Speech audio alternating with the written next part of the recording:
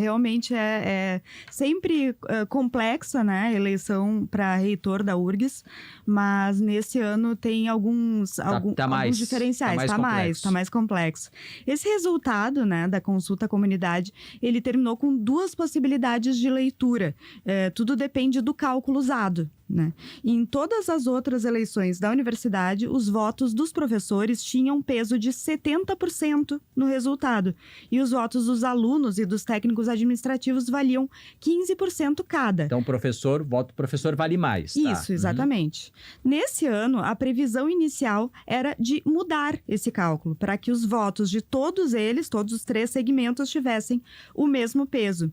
Só que, mesmo com essa mudança tendo sido aprovada pelo Conselho Universitário, depois vetada também pelo atual reitor, o Carlos André Bulhões, e depois votada mais uma vez pelo Conselho Universitário, uma decisão judicial determinou que se voltasse ao cálculo antigo. Ou seja, a consulta poderia acontecer, mas teria que usar esse percentual de 70% do peso para os professores, 15% do restante. É a decisão judicial que está valendo agora. Então, essa é a posição da justiça agora, peso maior para os professores. Exatamente. E daí quem ganha? Quem ganha com esse critério? Com esse critério, ganha a chapa 2, que é formada pela Ilma Brum e o Vladimir Nascimento. Ilma Brum, atual diretora do Instituto de Ciências Básicas da Saúde. Vladimir Nascimento, como vice, atual diretor da Faculdade de Veterinária da URGS.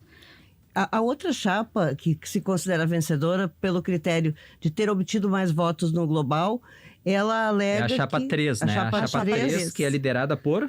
Então, candidata à reitora Márcia Barbosa, que era secretária de uma das secretarias ali do Ministério de Ciência e Inovação do governo Lula, se exonerou faz cerca de 2 meses, e o Pedro Costa, que é professor da Escola de Administração.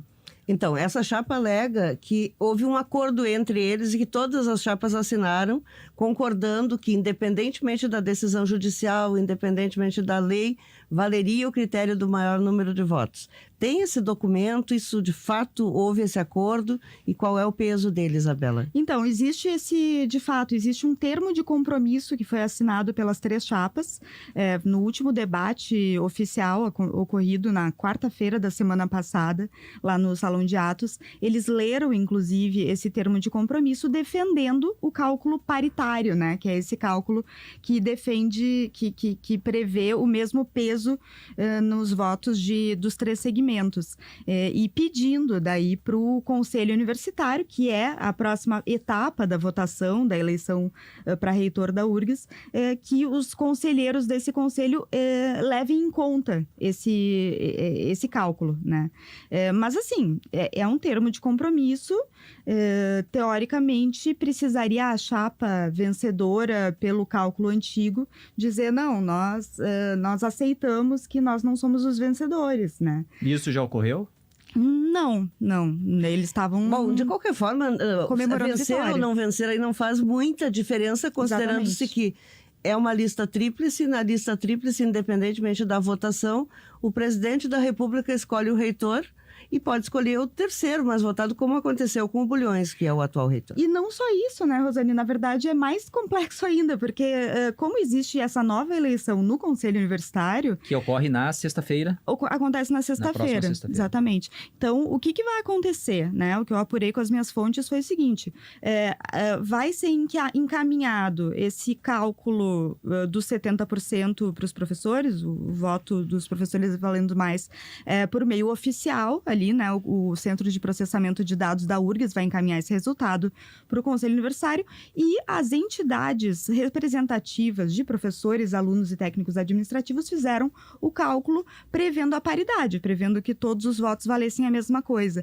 E daí vão encaminhar também esse resultado para o Conselho Universitário. E daí o que acontece? Na verdade, os membros do Conselho Universitário, eles podem levar em conta ou não, eles podem fazer o que eles quiserem. o que eles quiserem com esses 2 resultados.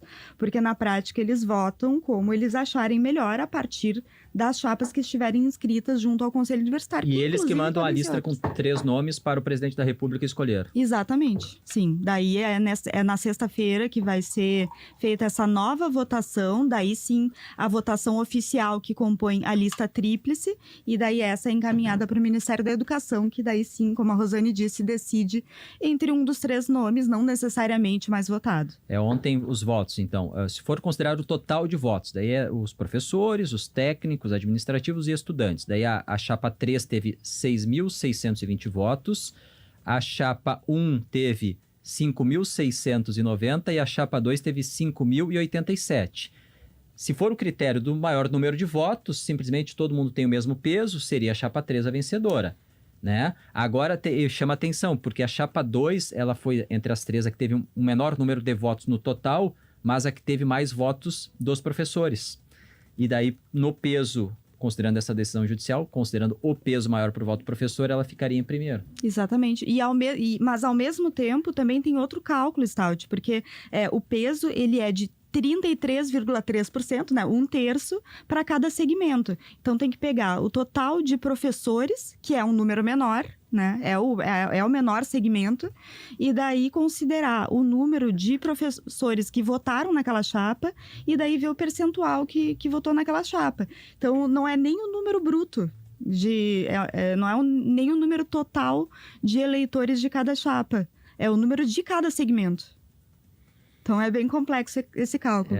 Bom, agora tem, então, reunião do Conselho Universitário na sexta, depois a lista que vai para o presidente da República, que vai validar, vai fazer a escolha. E assume quando o próximo reitor?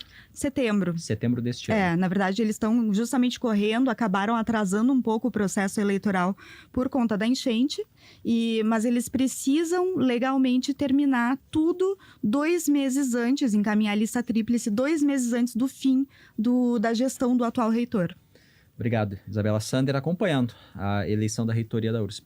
Rosane, a URGS pode votar no tema de redação, como se chegar a uma eleição sem ter impasses, e pode também colocar nas provas de matemática. De matemática. O cálculo para a eleição da reitoria.